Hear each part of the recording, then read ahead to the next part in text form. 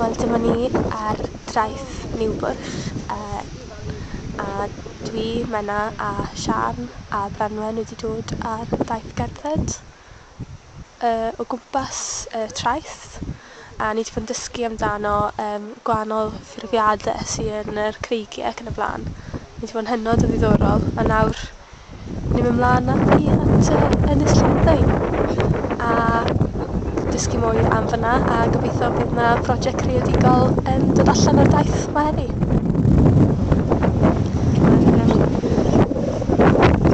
Dwi'n tywod sy'n am gyda ni'n rhai arbennig iawn. Feddwl rili bod yna gymaint o hanes a gymaint o bethau naturiol anhygoel ni sy'n gwybod i byd amdanyn nhw. Dwi'n sylweddoli bod nhw ar stepyn yn drws ni. Felly fi wedi gofyn i Sian a Branwen i ddod ar daith, a wedyn i ymateb yn greadigol i be maen nhw wedi gweld a be maen nhw wedi deimlo heddi wrth fynd ar y daith gerdded yma.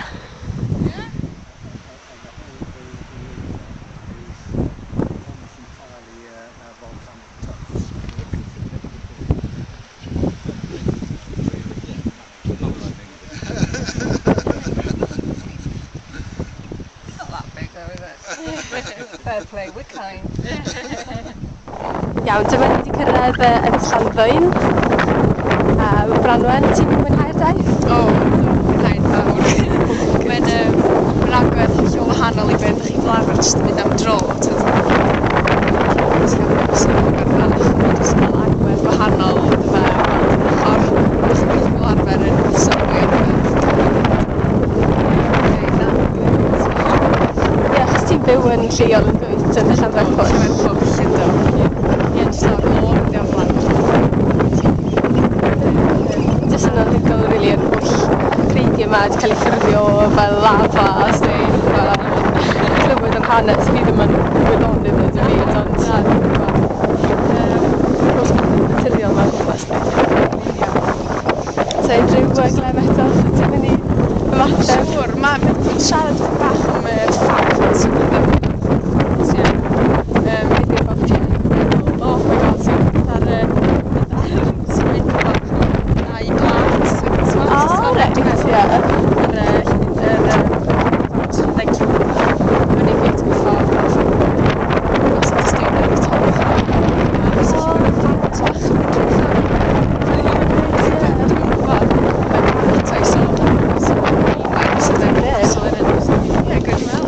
Brilliant, oce, diolch yn fawr.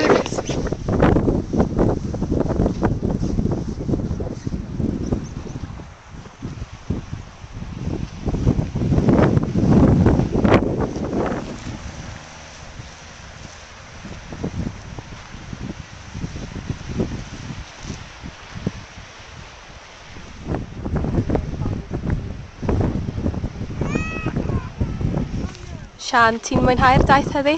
Yndw, diolch, Mae'n ddiddorol ofnadwy. Da ni'n cael dysgu am sut mae'r creigiau wedi cael ei ffurfio. Tywydd yn braf hefyd, so mae'n neis. Cool. A ti'n gweithio ar hyn o bryd yn oriel Mostyn, a pa fath o waith artistig ti wedi gwneud yn y gorffennol?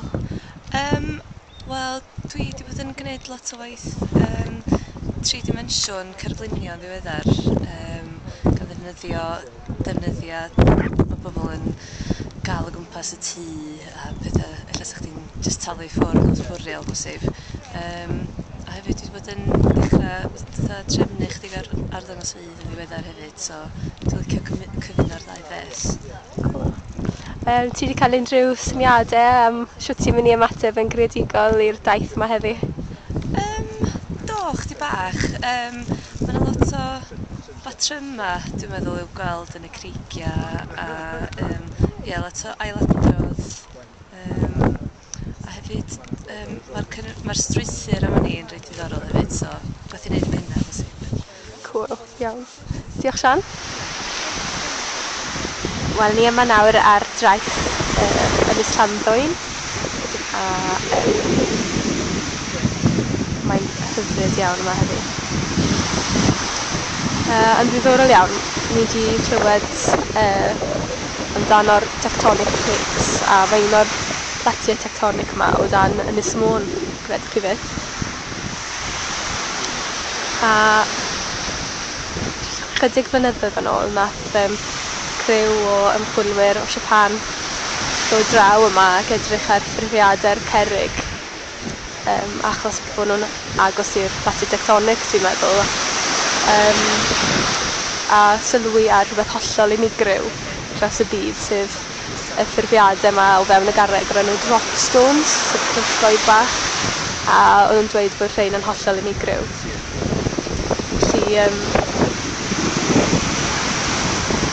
mae rhain i gweld ar rhai creigiau yn Ynys Llanddwyn. Ond wrth gwrs mae'n rhyfedd meddwl nawr gymaint o ddifrod mae'r platiau tectonic wedi achosi yn Japan yn ddiweddar. Pwy a wyr, gallu fe ddigwydd fan hyn yn Ynys Môn.